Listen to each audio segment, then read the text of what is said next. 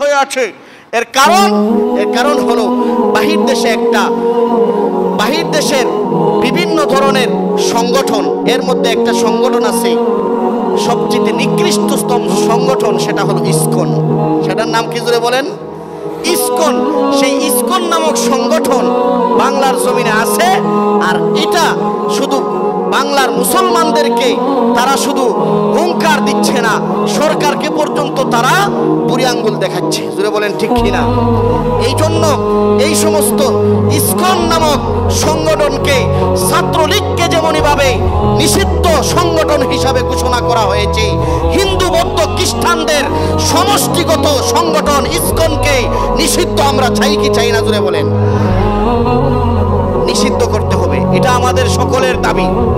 এটা আমাদের সকলের দাবি যে ইসকন নামক সন্ত্রাসী সংগঠন, আপনারা অতীতে শুনেছেন গুজরাটে মুসলমান হত্যা করা হচ্ছে, অতীতে শুনেছেন চীনে মুসলমানদেরকে হত্যা করা হচ্ছে, অতীতে শুনেছেন বিভিন্ন স্থানে বেঈমান রাষ্ট্রদের মধ্যে মুসলমানদেরকে হত্যা করা হচ্ছে।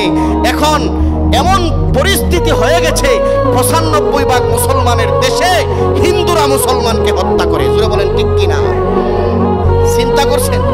আমাদের প্রতিবাদ নাই, আমরা মরা মুসলমান, আমাদের ঈমান পাওয়ারফুল নাই বিদায় এত দূর থেকে আস্তে আস্তে আমাদের ঘরে বিপদ ঢুকে গেছে। জোরে বলেন ঠিক কিনা? যদি আমরা প্রতিবাদ করতাম, যদি আমরা তাদের বিষয়ে সোচ্চার থাকতাম, যদি আমরা তাদের বিষয়ে কঠিন থাকতাম, তাহলে অবশ্যই তারা এই দুঃসাহস করতো না। জোরে বলেন ঠিক কিনা? সাইফুল ইসলাম আলিফ নামক আইনজীবী, রাষ্ট্রপক্ষের আইনজীবীকে অন্যায়ভাবে অবিচারভাবে হিন্দুর সংগঠন ইসকনের সংগঠনের লোকেরা তারা অন্যায়ভাবে তাকে হত্যা করেছে। জোরে বলেন ঠিক কিনা? শহীদ করে দিয়েছে। আমরা তার সুষ্ঠু বিচার চাই কি চাই না? আরো জোরে বলেন, সুষ্ঠু বিচার চাই কি চাই না? আমরা সুষ্ঠু বিচার চাই। যারা তার সাথে জড়িত ছিল, এই জড়িত লোকগুলাকে ফাঁসির আইনের আওতায় এনে ফাঁসির কাস্টে ঝুলাতে হবে। জোরে বলেন ঠিক কিনা? ফাঁসি দিতে হবে। তারা জঘন্যতম সংগঠন। এই জন্য আল্লাহ বলেন ইহুদিদের রক্ত খারাপ, এটা তাদের তবিয়ত।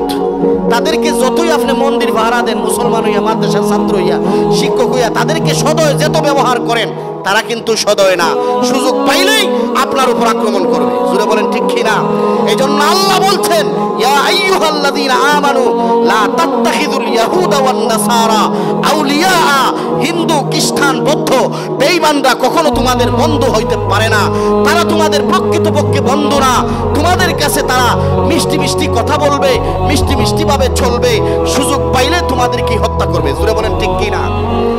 তাহলে আজকে তারা মুসলমানদের গলায় ছুরি চালাচ্ছে, শুধু তারা এই জায়গায় বসেই তাদের শক্তি দেখাচ্ছে না, বাহির দেশের রাষ্ট্রের শক্তি দিয়া তারা চলতেছে। জোরে বলেন ঠিক কিনা?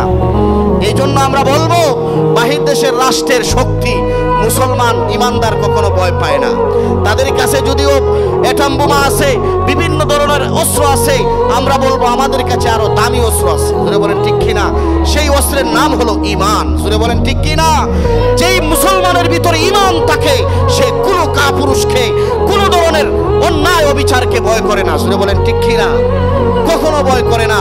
সেই জন্যে ইসকন নামক সংগঠন সন্ত্রাসী সংগঠন, জঙ্গি সংগঠন, এটা স্বৈরাচারের সঙ্গী, এটা হলো জঙ্গি। জোরে বলেন ঠিক কিনা? এই স্বৈরাচারকে, এই জঙ্গি সংগঠনকে সমূলে উৎখাত করার জন্যে আমরা সকলে মিলে সবাই ঐক্যবদ্ধ হয়ে ইনশাআল্লাহ আমরা তার বিরুদ্ধে আন্দোলন করব। বিশেষ করে আজকেই গাউসিয়া বাস স্ট্যান্ড মসজিদের সামনে থেকে বিশাল বড় একটা মিছিল এবং সমাবেশ হবে। সবাইকে বলা হয়েছে দাওয়াত দিয়ে দেওয়ার জন্যে।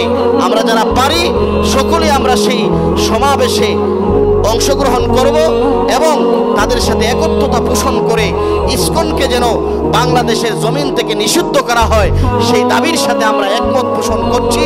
এবং সেই জায়গায় গিয়েও আমরা আমাদের ঈমান দেখিয়ে নিষিদ্ধের দাবি আমরা সেটা তুলে ধরব।